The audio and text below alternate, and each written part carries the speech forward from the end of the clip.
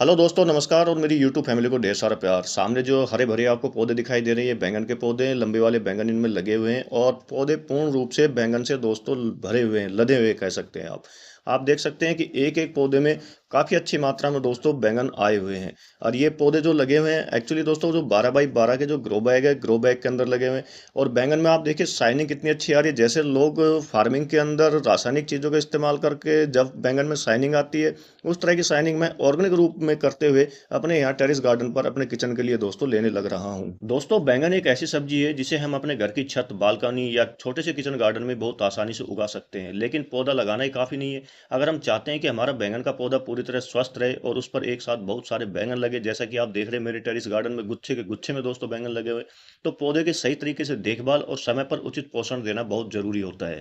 दोस्तों, जरा सोचिए, जब आपका बैंगन का पौधा हरा भरा हो, उसकी शाखाओं पर ढेर सारे फूल खिले हो और उन्हीं फूलों में से एक के बाद एक करके बड़े बड़े चमकदार और सुंदर बैंगन निकल रहे हो, तो अपने घर पर उगाई हुई सब्जी देखकर कितना आनंद आता है। अब जिन्होंने भी अपने यहाँ पर बैंगन का पौधा लगा रखा है, चाहे वे ग्रो बैग में है या मेरी तरह कैरेट में है या फिर जमीन पर लगा रखा है और इतना अच्छा उत्पादन नहीं ले पा रहे, तो निसंदेह आज का ये वीडियो उनके लिए काफी ज्यादा फायदेमंद साबित होने वाला है। क्योंकि बैंगन का जब हम पौधा लगाते हैं तो हमें काफी समस्याओं का सामना करना पड़ता है। जैसे पौधा ग्रोथ नहीं कर रहा हो, ग्रोथ करने शुरू कर देता है किसी तरीके से, तो पौधे में समय पर फूल नहीं आते हो, फूल आना शुरू हो जाते हैं तो फूलों का झड़ना शुरू हो जाता है।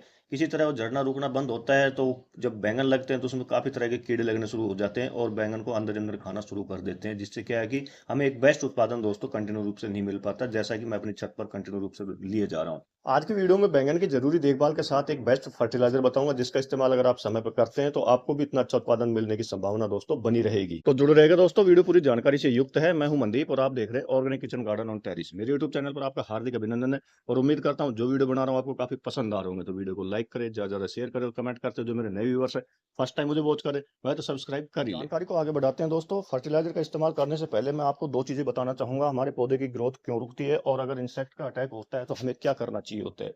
ये जितने भी आप पौधे देख रहे हैं सामने, बैंगन के पौधे, और आप देख सकते हैं बिल्कुल हेल्दी है। ये देखिए आप, सभी पौधे हेल्दी हैं और बहुत अच्छा अपनी लाइफ साइकिल को कंप्लीट करने में दोस्तों लगे हुए हैं। अब पौधे की ग्रोथ रुकने का जो सबसे बड़ा कारण होता है वह यह होता है कि हम जो ओल्ड सोइल होती है उसके अंदर पौधे को ट्रांसप्लांट कर देते हैं, जबकि हमें ऐसा बिल्कुल भी नहीं करना चाहिए होता है। हमें हमेशा ही एक बेस्ट सोइल मिक्सचर रेसिपी को अख्तियार करना चाहिए होता है। मैं क्या करता हूँ इसके अंदर, जो गार्डन की पुरानी सोइल होती है, करीब करीब 50% के करीब वह गार्डन की सोइल लेता हूँ। सेकंड, उसके अंदर 30% फुली डिकम्पोज जो गोबर की खाद होती है उसको मिलाता हूँ। आप चाहे भैंस का गोबर है या फिर वो गाय का गोबर है, लेकिन फुली डिकम्पोज होना चाहिए।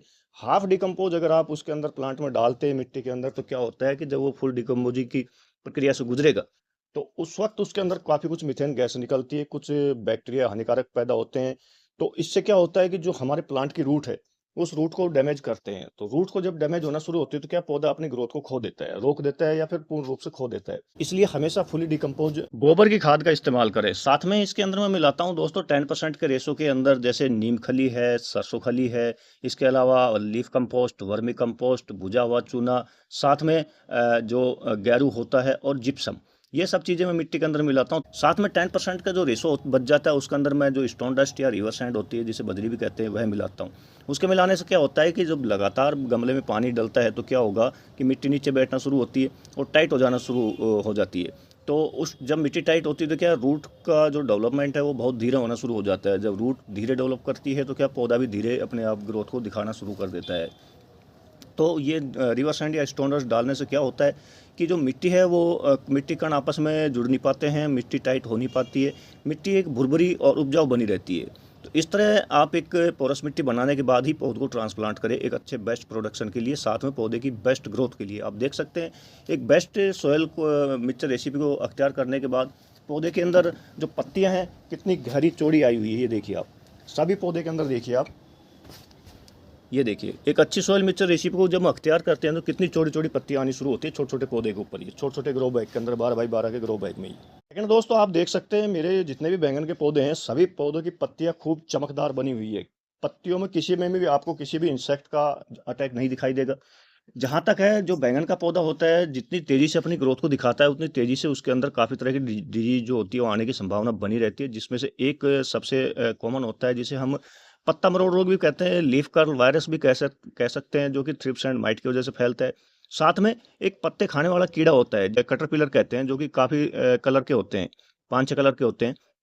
मेरे यहाँ पर ये जो कीड़े ऐसे पाए जाते हैं वो थोड़ा ग्रीन में मिलेंगे या फिर थोड़ा ब्राउन टाइप में मिलते हैं। लेकिन आप देख सकते हैं पौधे पर किसी भी इंसेक्ट का, किसी भी डिजीज का, किसी भी वायरस का कोई भी अटैक आपको नहीं दिखाई दे रहा होगा। इसके लिए मैं क्या करता हूँ, मैं हर 15 दिन, 10 से 15 दिन में एक बार नीम ऑयल का स्प्रे करता हूँ। करीब-करीब 2 से 3 ml नीम ऑयल लेता हूँ एंड 1 लीटर पानी के अंदर उसको मिलाता हूँ। साथ में उसके कंटेंट को तोड़ने के लिए थोड़ा चुटकी भर सर्फ डाल देता हूँ। अच्छी तरह मिलाने के बाद शाम के वक़्त इन पे स्प्रे करता हूँ। शाम के वक़्त स्प्रे करने से क्या बेस्ट बेनिफिट मिलता है कि पत्ते उसको अच्छी तरह से अवशोषित कर लेते हैं और जब पत्ते पूर्ण रूप से इसको अवशोषित कर लेते हैं, तो इस तरह की डिजीज़, वायरस और जो इंसेक्ट होते हैं हमारे प्लांट से काफ़ी दूर रहते हैं। सेकंड, हमें फिर दोबारा रिटर्न इसी को नहीं करना चाहिए होता है। दोबारा रिटर्न मैं क्या करता हूँ कि हल्दी का स्प्रे करता हूँ अगले 10 से 15 दिन के बीच में। नेक्स्ट फिर 10 से 15 दिन के बीच में क्या करता हूँ, जो लौंग ऑयल होता है उसका स्प्रे करता हूँ। इससे ये बेनिफिट मिलता है कि जो वायरस होता है वो अपने आप को मजबूत नहीं बना पाता। नहीं तो एक ही एक चीज़ का हम स्प्रे करते हैं तो वायरस क्या है उसका अपनी बॉडी के अंदर उसके खिलाफ एक एंटीबायोटिक बना लेता है। तो वो जैसे फिर हम नीम तेल का लगातार स्प्रे करेंगे तो हमें कुछ समय बाद लगता है कि ये बेनिफिट नहीं दे रहा है। उसका रीज़न ये होता है कि हम उसको बदल-बदल कर इस्तेमाल नहीं करते। मैं हमेशा हर 10 से 15 दिन में एक बार इनका स्प्रे करता हूँ और हर बार बदल के करता हूँ। उसका बेनिफिट ये मिलता है मुझे कि आप देख सकते हैं मेरे प्लांट में किसी भी तरह का कोई भी डिज़ीज़ नहीं दिखाई दे रही होगी। पौधे के अंदर टाइम से फूल आना शुरू हो चुके हैं दोस्तों। अब जब बैंगन का पौधा करीब-करीब 60 दिन के करीब हो जाता है तो देखते हैं आप ग्रोथ तो उसने सही पकड़ ली लेकिन इसके अंदर सही समय पर फूल नहीं आ रहे। इसके लिए हमें करना क्या चाहिए होता है? मैं करता हूँ दोस्तों इस तरह के 2 फर्टिलाइज़र का इस्तेमाल। इसमें ये देखिए आप, ये जो आपको दिखाई दे रहा है, इसके अंदर काफ़ी अच्छी मात्रा में नाइट्रोजन है, फ़ॉस्फ़ोरस है, पोटेशियम है। आप कह सकते हैं कि एनपीके का पूरा भंडार है। ये पौधे को आसानी से उपलब्ध होने वाले सभी आवश्यक सूक्ष्म तत्व जो होते हैं, जो सूक्ष्म पोषक तत्व होते हैं, ये प्रदान करती है। साथ में मिट्टी की संरचना, वायु संचार, जो एयर का संचार होता है, जल धारण करने की क्षमता को बढ़ाती है, जिससे जड़ों को ऑक्सीजन और बेहतर पानी मिलने में मदद मिलती है। इसमें मौजूद जो नेचुरल हार्मोन होते हैं, जैसे ऑक्सिन, जिबरेलिन और जो संतुलित पोषक तत्व होते हैं पौधे के स्वस्थ और मजबूत बनाते हैं और तेजी से बढ़ने में मदद करते हैं। यह क्या काम करती है, मिट्टी में लाभकारी जो सूक्ष्म जीव होते हैं उनको बढ़ावा देती है और पौधों को और जो कीटों और बीमारियों से लड़ने की ताकत देती है, जिससे क्या रासायनिक कीटों की जो कीटनाशकों की जो जरूरत होती है बहुत कम पड़ती है। इसी के साथ यह फूलों के रंग, आकार और फलों के उत्पादन को बढ़ाती है, जिससे पैदावार अच्छी होती है। साथ में दोस्तों जब हम इसको मिट्टी में मिलाते हैं तो क्या काम करता है, ये धीरे-धीरे पोषक तत्व छोड़ता रहता है, जिससे पौधों को लंबे समय तक एक पोषण मिलता रहता है। एक्चुअली दोस्तों यह है वर्मी कंपोस्ट जो कि मार्केट में आसानी से मिल जाता है और आजकल ऑनलाइन भी मिलता है। इसको डालना कितना है यह भी मैं बताऊंगा, लेकिन इसके साथ एक दूसरी चीज और मैं मिलाने वाला हूँ। यह जो दूसरी चीज आप देख रहे हैं दोस्तों, ये क्या काम करती है, ये बैंगन में जो फलों का आकार होता है उसको बढ़ाती है, चमक बढ़ाती है। जैसा कि आपने इस स्टार्टिंग में वीडियो में मैंने दिखाया था कि कितनी अच्छी शाइनिंग आई हुई है हमारे बैंगन के पौधों के बैंगन के अंदर। साथ में स्वाद को सुधारती है। इसी के अलावा पौधे को बीमारियों और सूखे या ज़्यादा तापमान जैसे तनाव से लड़ने में मदद देती है, ताकत देती है। जड़ों को गहरा और मजबूत बनाती है ताकि पानी को जड़ें रूट्स अच्छी तरह से अवशोषित कर सकें। मिट्टी को थोड़ा भुरभुरा बनाती है। यह पौधों में जो फूल आने की, फल आने की जो क्षमता होती है और उन पर टिके रहने की क्षमता, जब आपने देखा होगा कि फूल आते हैं लेकिन वो गिरना शुरू हो जाते हैं। फूलों के गिरने के काफ़ी कारण होते हैं, लेकिन उन्हीं में से किसी एक कारण का निदान भी होती है। ये क्या होती है, फूलों को टिकने में मदद करती है और जैसे ही एयर का पोलिनेशन कंप्लीट होता है प्लांट के अंदर, उस तो जो फूल होते हैं वो फल में कन्वर्ट होना शुरू हो जाते हैं।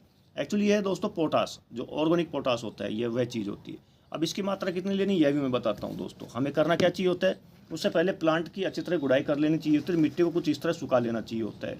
ऊपर की मिट्टी कम से कम 3-4 इंच सूख जाए, तब हमें इन चीज़ों का इस्तेमाल करना है।